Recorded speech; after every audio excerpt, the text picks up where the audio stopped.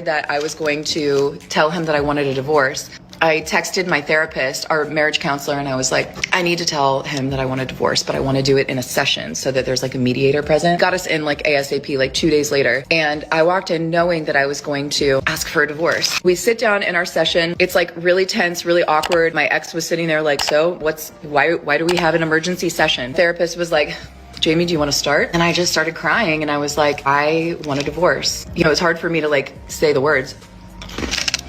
I'm done.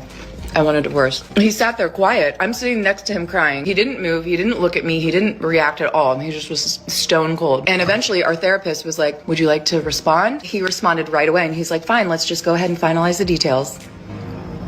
And that was that. I looked at my therapist and I was just like kind of stunned. I knew that I was ready to leave, but I couldn't believe that that was his reaction. There was no empathy. There was no compassion. There was no like wanting to fight for us. I didn't think that there would be, but you know, you just always hope that like one last try. We went home that night. We didn't speak. He slept on the couch. I woke up and went to work the next day, came home. He was playing PlayStation that night. I sat next to him. We hadn't talked in 24 hours. I said, can we talk about what happened yesterday? And he was just playing, just looking straight ahead. And he was like, what's to talk about? In my mind, I'm thinking, this is our last ditch effort to like steer this ship around, you know? And I was like, so what are we gonna do? And he just kept playing and he was like, I already got an apartment. I already took my name off of the lease. He had done things within that 24 hours. He had opened up the filing folder of his single man life and went ahead and got all this shit done.